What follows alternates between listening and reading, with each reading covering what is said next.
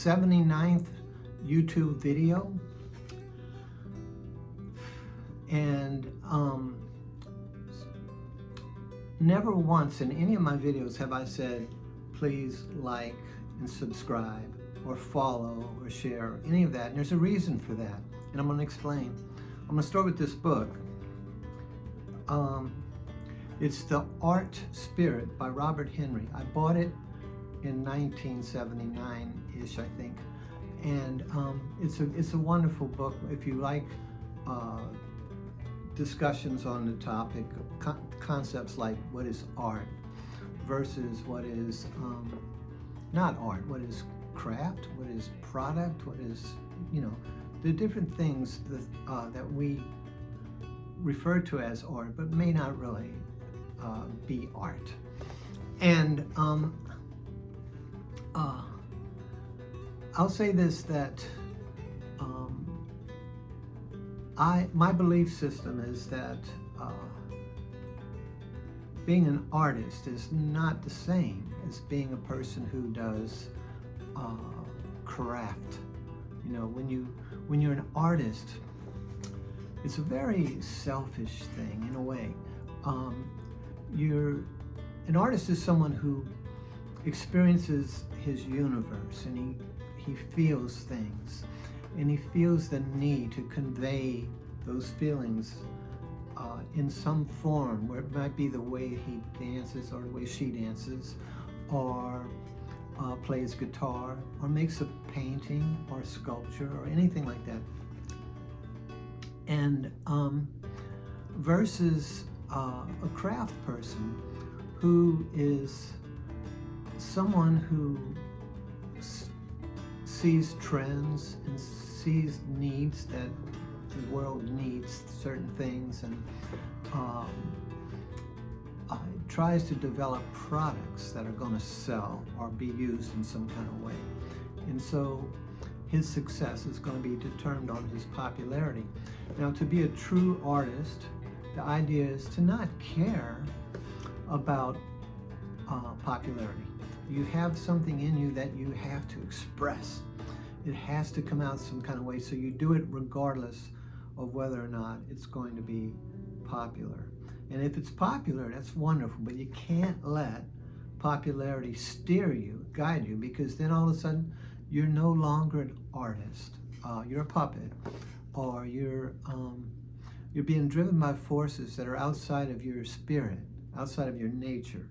And so the thing to do is to not measure your work based on how popular you are or how much people identify with what you're doing. Trust me, there's 8 billion people in the world. If you do anything, there's going to be somebody out there who's going to identify strongly with what you're doing, because 8 billion is a big number. It really is. And I'm going to give you an example of that shortly. But my point is, I'll be coming out with a book maybe in a month or so, and at that point I'm going to ask whoever reads the book to like and share information on how to get the book, not because I desperately need the validation. I would desperately like to get some of my investment back. Okay, so if you enjoy it, please share the information on how to get it. Okay, you see this guy right here? That's Leroy Neiman. I know you probably saw him and you said, hey, that's the ring announcer from the Rocky movies. And yeah, it is. But he's also a famous painter and one of the most commercially successful visual artists from modern times. And when I discussed the art versus craft thing, he's a great example. He served in World War II, and the Army recognized his artistic talent, and they had him painting stage sets and things like that for USO tours, and after that he went on to become a very successful artist and teacher, and was very well known. But he evolved. He kept experimenting, and his style of painting would change, and he kept evolving, and then at some point he landed on this thing where he started doing these very aggressive brushstrokes with primary colors, to where it was very chaotic. But when you looked at the thing as at a distance, it was still very easily to recognize that he was painting sports characters like Muhammad Ali or Michael Jordan or somebody like that. He was very, very good at getting their likeness with a very crude, rough paint designs. And they became immensely popular.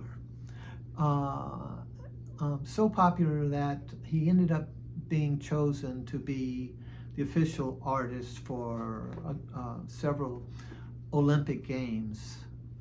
And he went on to sell millions of prints of these sports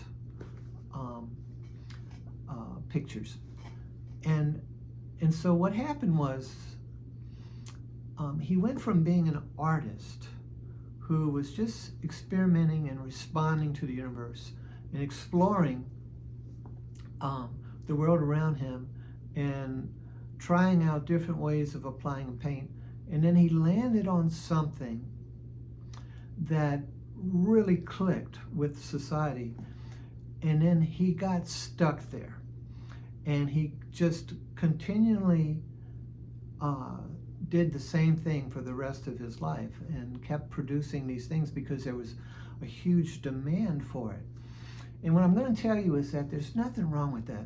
But he definitely went from being an artist to being a craftsman. And he was fantastic at both. But for me personally, I completely suck as a craftsman. I took a semester of photography in college, and I'd come out of a dark room, and my instructor would say, "Hey, you have a fantastic eye as an artist. You can really see composition well, but everything is full of dust on everything when you just can't execute." And I was always embarrassed, but that was the truth. I was a terrible crafts person, but I had the vision. I had the artist, whatever it took to actually come up with a composition. I could do that. Okay, I'm going to close with an apology. In my last video, I mentioned another YouTuber named Mary Spender, but I mispronounced her name. I think I called her Mary Spencer, and her name is Mary Spender. And so I need to apologize to Mary Spender. Now, Mary, if you're out there, there's about 0 chance that you're going to see this video or the previous one or anything I ever do. But I need to apologize. Okay? Thank you.